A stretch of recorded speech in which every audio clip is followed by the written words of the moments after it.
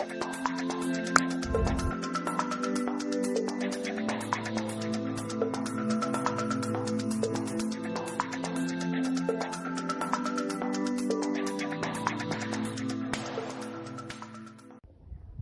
friends, hope you have been enjoying this webinar with us.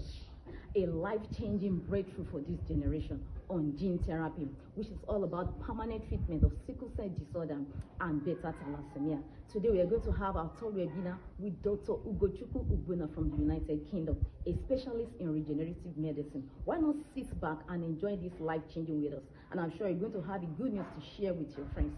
Cheers and bye. Thank you. Good morning, sir. Good morning, everyone. Thank you so much for following us on this webinar, for the past webinars that we are having on this platform. Today, we are going to have our fourth webinar, and we say thank you so much for still learn more on what gene therapy is all about. So today, we want to introduce once again our Dr. Ugochukwu Ugbuna, a specialist in regenerative medicine. I know at the end of the day, we all have that good news once again to share around. Thank you so much, Doctor, for being here once again to put more light on gene therapy, which is all about permanent treatment of sickle cell disorder and beta thalassemia. A very, very great breakthrough for this generation, for everyone. Thank you so much, Doctor. And thank you everyone once again on this fourth webinar. Thank you, sir. All right. Good morning, ladies and gentlemen. Good morning, warriors and family members. This is our fourth monthly webinar. We have been enlightening on the new treatment, which is a gene-based treatment and a permanent treatment to sickle cell disorders. In our previous webinars, we have been highlighting the differences between different types of treatments. We do have treatments ranging from pills through surgeries, through different types of procedures.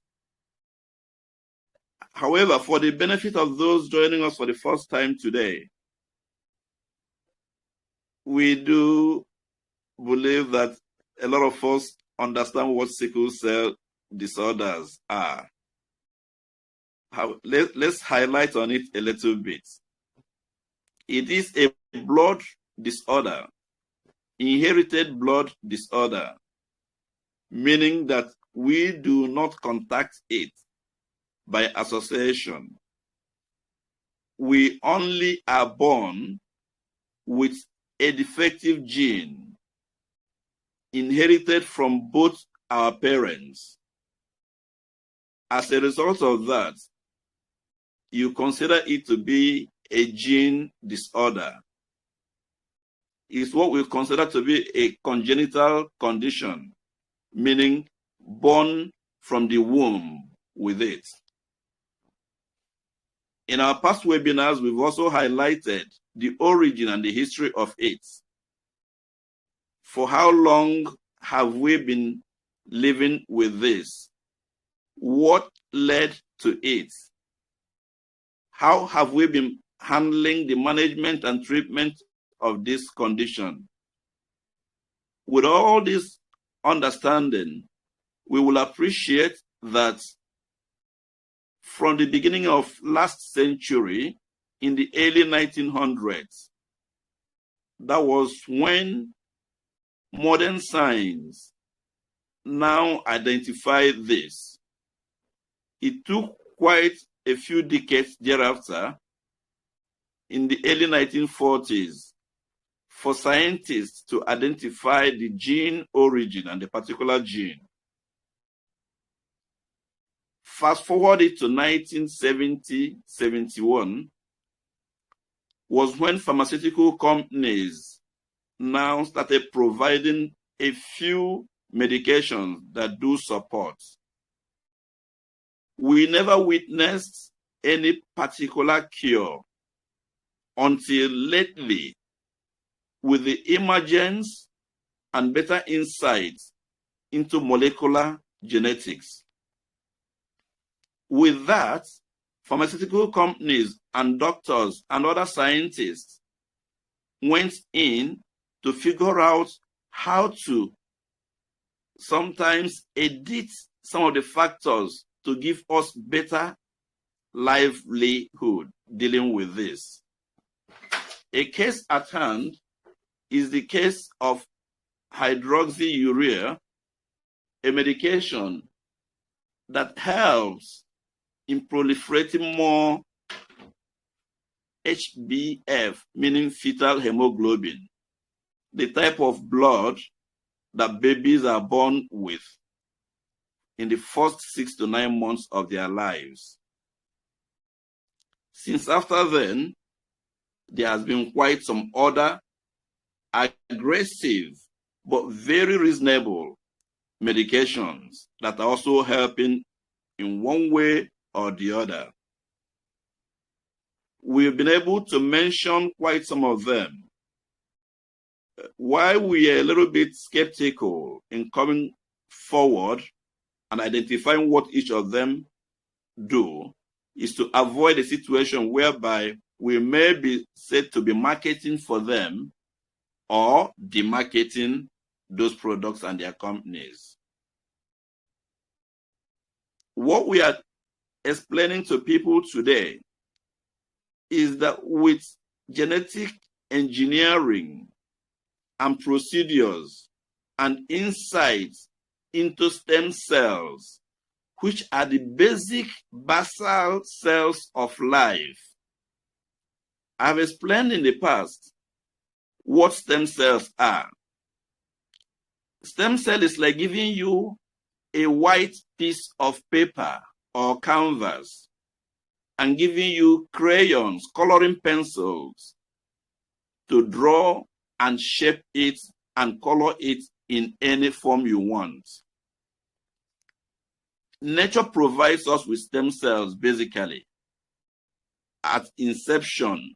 When a father and a mother meet, an embryo is formed.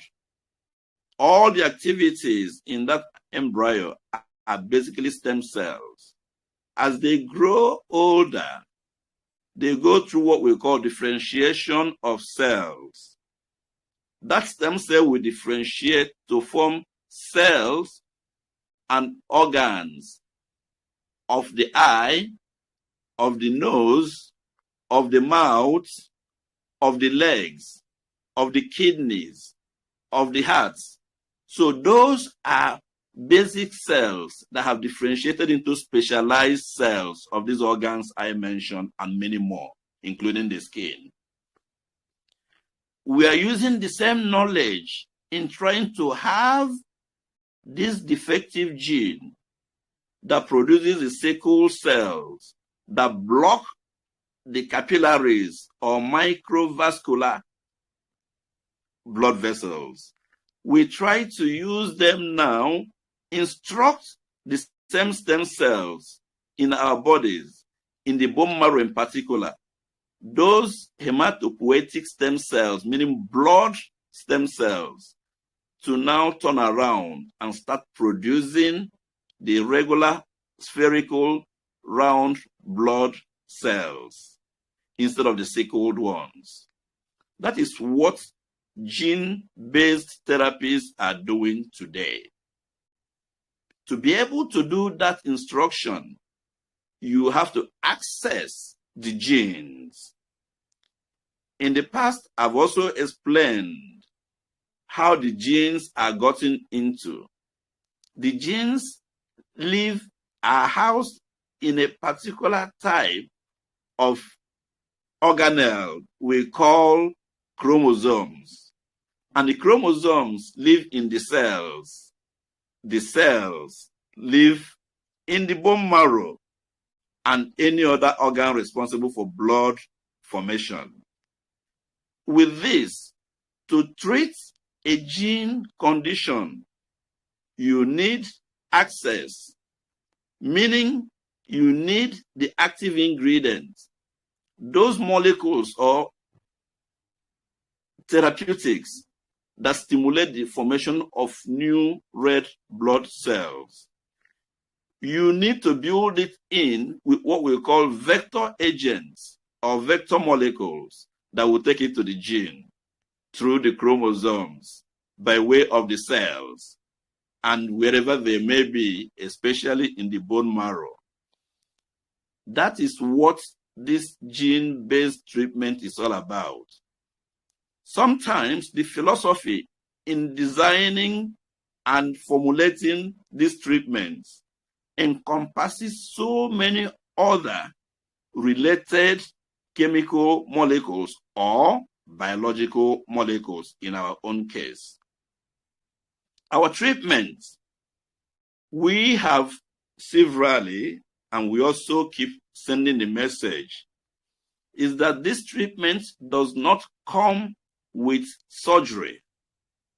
We are not saying that the surgical procedures that treat sickle cell disorders are not good. Every of these treatments are geared towards helping the life of the warriors. So, the intention of the scientists that come up with this, after so many practices, after so many refinements, after so much safety considerations in coming up with this treatment, they all mean well and they are noble in their intentions. Like you will agree with me, when you have more than one thing as a choice, there are certain grades of each of these things. In this instance, we are talking about these treatments. Besides the regular medications, coming into the gene treatment, some gene-based treatment requires surgical procedures where you will go harvest the stem cells in the bone marrow of the patient or of the warrior, bring it into the tube, into the laboratory, and edit it, remove the ones that are defective, that are causing this, anomaly, and refine them, or purify them, or infuse them, or exchange them with the ones that are born naturally okay, who are donors, then transfusing it back into the patient. That is one aspect of this bone marrow treatments and some other gene-based treatments. The good news today is that our own treatment, which we call HemoStim HS 1.0, is non-invasive, does not require surgery, because it is formulated 100% with phyto or plant-based genes. This plant-based formula, coupled with all these other vectors that I mentioned as additives and supporting ingredients, now with the molecule that builds new complete red blood cell, we have now added another molecule that we call reversal molecule. That reversal molecule is the game changer. That reversal molecule is the difference between proliferating new red blood cells and sustaining it. To sustain it means you have to go to the source of this condition, which is the gene. That reversal molecule now does the editing, if we may use the word editing. It does the alteration, it does the balancing, it does the correction of the mutated gene at the globin level. How does it do this? Scientifically, we have had the privilege and opportunity. Some people may use enzymes, some other ones may use hormones, some other ones may use some other biological substances in being able to twist this. And that is where the holy grail of this race is. The race to overcome this, the race to reverse this. we have been able to reverse it. And we have been watching it work miraculously and wonderfully and expectedly so on patients since the year 2020, during the pandemic.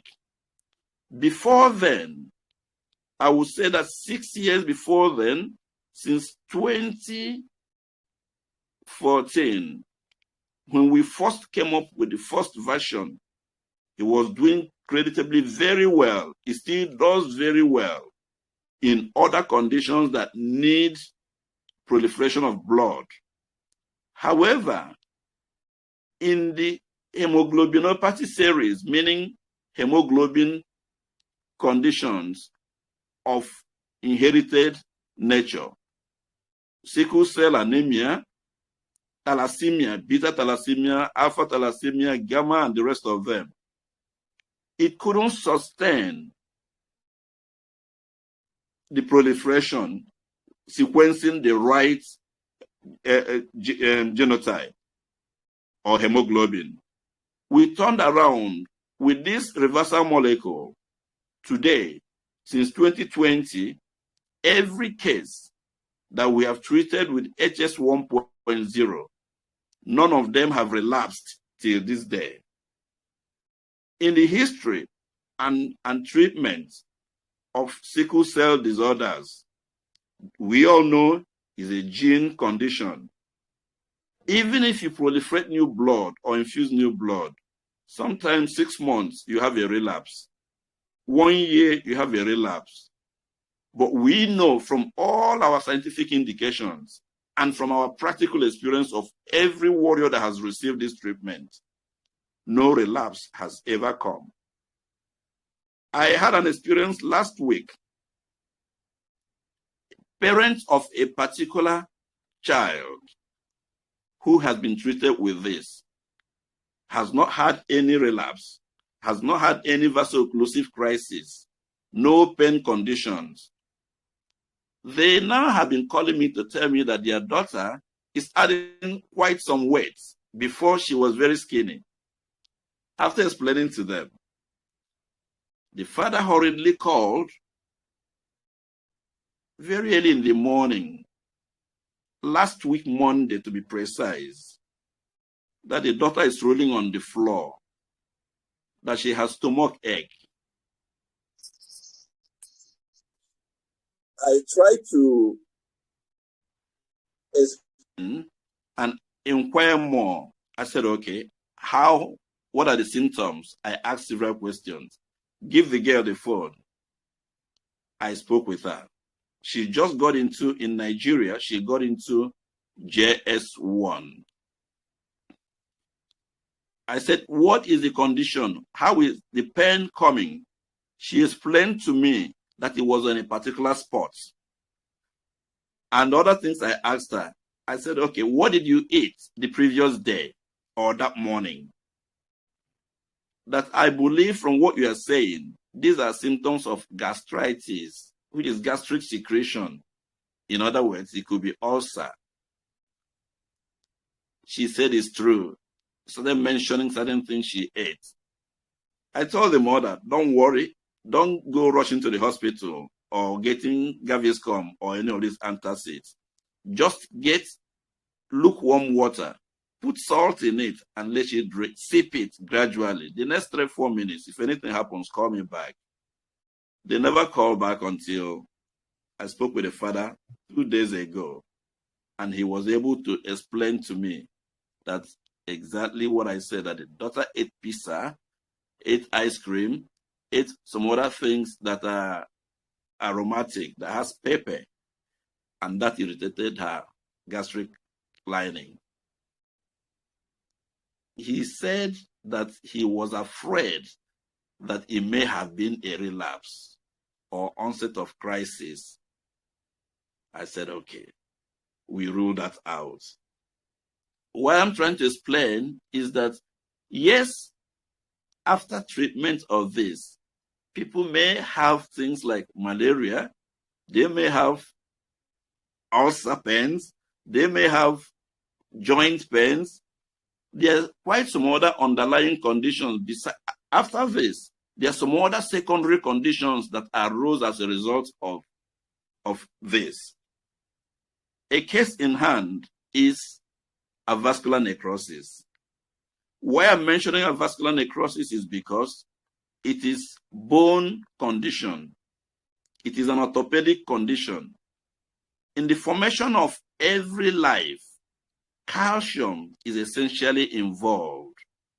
But you can see with me that with this condition, from the womb 9 months into the world and going forward, calcium is significantly depleted. Besides depletion of calcium, which may lead to osteoporosis and other conditions, you also have ineffective circulation. Blood carrying oxygen moving around with nutrients around the body. When it is not optimal and you also have calcium deficiency, definitely these are the major reasons for these bone and joint disorders as a result of sickle cell disorder. We see the joints. There's what they call the rotator cuff on the shoulder. It is like a loop, a woven belt that joins the scapula here and the upper arm. When you look at the clavicle and see the connections between those, when you have a joint disorder as a result of this, it affects both that rotator cuff and other things like the ligaments around there, like the cartilage, the bone ending. And when those are worn off or when they are threatened, you see the patient going through excruciating pains around the shoulder. The same thing happens to all the joints, the knee, the hip, the fingers. Everywhere you have bones and joints in the body, they are grossly affected with this condition. Not everybody, but 40-something% of the cases go through this. Are we talking about some other organs? Are we talking about jaundice with respect to the liver and the bile and the bilirubin level being high? What do we expect? We have jaundice, yellowness in the eyes. But with this treatment, by the time the person has advanced up to a week in taking this treatment and afterwards, you will see those things gradually start normalizing and these conditions start disappearing. There are some of these conditions, like I mentioned about the bones, that do not disappear after this treatment. Let us understand that this treatment basically will correct this condition at the gene level and balance up further blood production, eliminating the sickled blood. However, where some of these damages may have taken place, we need specific treatments geared towards correcting those. That is one. Two, conditions like enlargement of the spleen or sometimes shrinkage of the spleen. Why the spleen? Because the spleen is the receptor, recycler, and the eliminator of bad blood. In this instance, the sickled blood that blocks the blood vessels. The body makes blood every second of the day. Healthy blood cells live up to 120 days before they die off. So from the beginning, the spleen is designed to be taking away and destroying those sickled blood or bad blood after 120 days. But in the case of this condition, the red sickle cells don't live longer. They have short lifespans, anywhere from 8 to 16, 18 days. They die and block these vessels. And even the small blood vessels inside the spleen. So the spleen is now at overdrive, working to eliminate these dead red blood cells or the sickled ones, quicker than it would ordinarily. In this instance, instead of 120 days, it is now called to work 8 days, 10 days, 12 days, and that affects the spleen itself.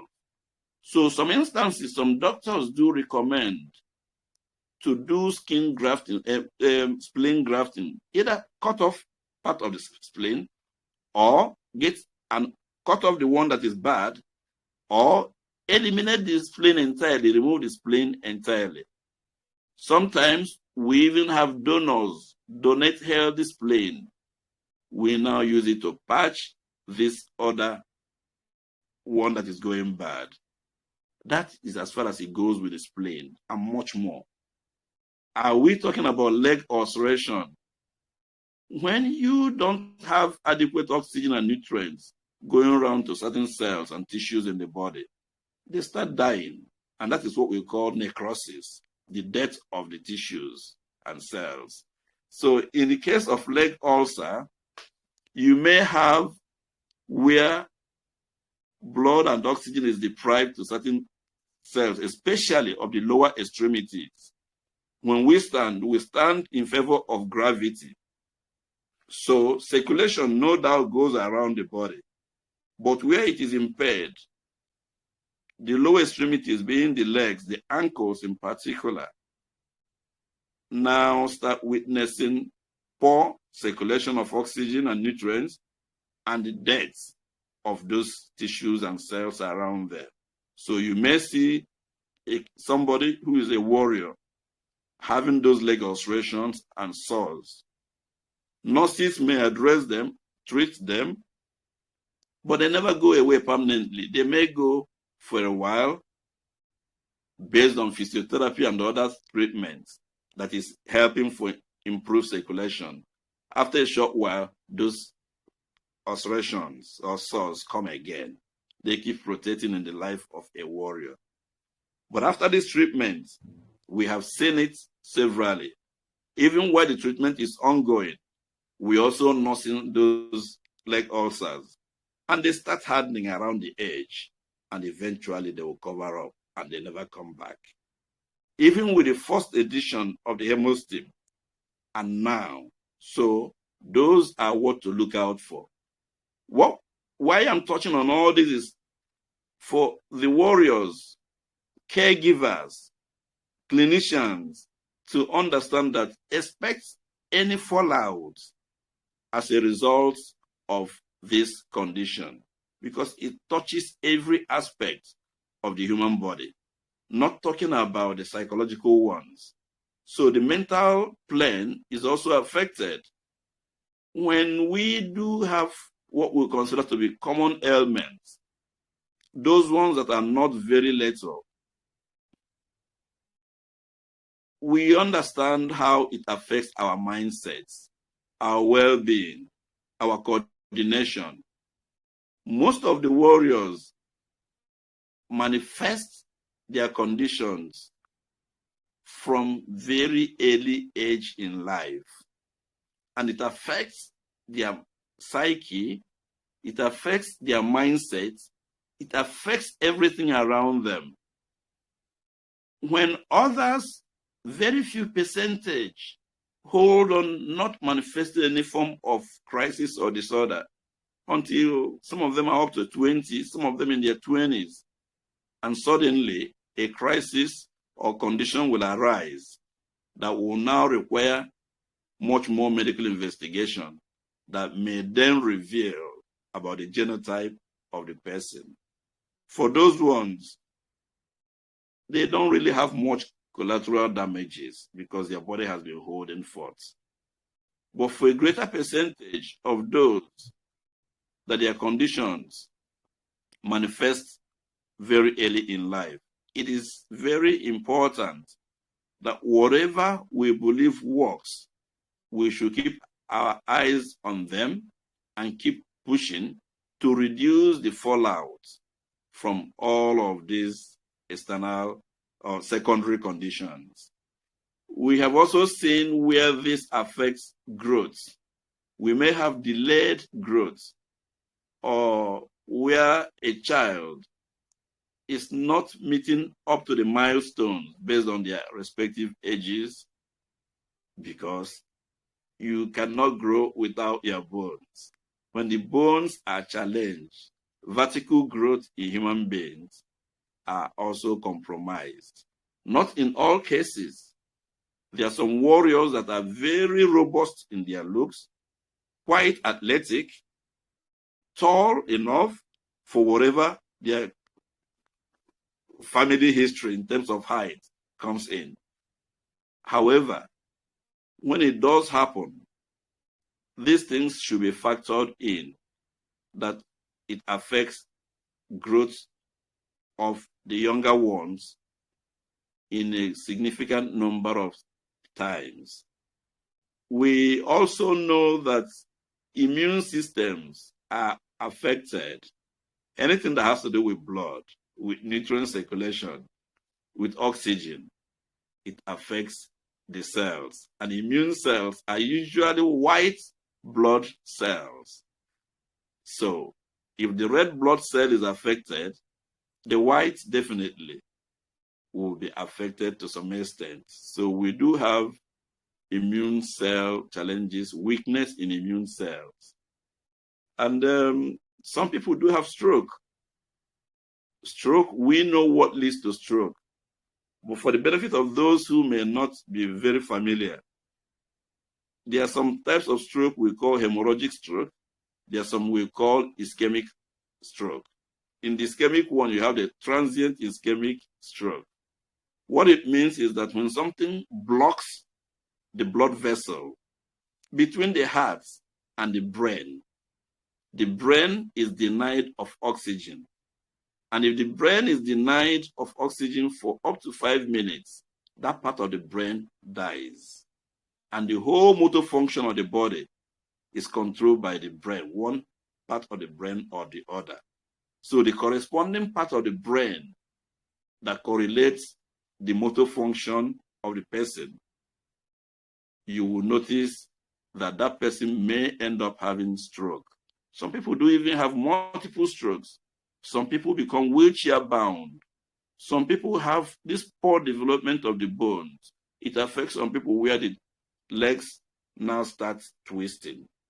But those can be corrected by way of physiotherapy and clinical treatment after the underlying condition has been addressed, or even while waiting for that to be addressed. So whatever it is, I have tremendous amount of respect for the person, the lady who coined the word sickle cell warriors. You can imagine when you're battling all of these conditions. In the boys, the older they grow, the more they develop their reproductive lives. We know of what erections are in boys. It's not about what they think, it's about their body responding to adequate amount of circulation of blood to the male organ. In some instances, this blood that feeds that for that erection to take place means that that blood better be round. When they are sickled, they block those blood vessels, the tiny blood vessels over there. And the person continues on hardened, painful erection for a long period, sometimes 2 hours, 3 hours. It is painful. It is quite dangerous as well. Sometimes boys end up landing in the hospitals. It is good we mention this so that when any caregiver or family member or warrior identifies these things happening to this student, you know what to do. Please try and reach out to your clinician, to your doctor, to whoever is attending to your medical needs. You know, when we have said that, talked about the crisis, which all of us will know how the crisis starts. It's vaso-occlusive, meaning it's blocking the blood vessels, and sometimes leading to the chest. We have the acute chest syndrome, painful. All of these symptoms and conditions, the crisis the jaundice, the anemia itself, leg ulcer, avascular necrosis, stroke, even vision problems, because the eyes are fed at the retina at the back, by blood vessels everywhere, even the cornea, the covering of the eye, the eye lens. All of those require adequate feeding of oxygen by way of blood. So when we have all those blood vessels a little bit constricted, a little bit blocked by the sickle cells, we definitely will experience vision problems. We mentioned about delayed growth. We mentioned about weak immune system.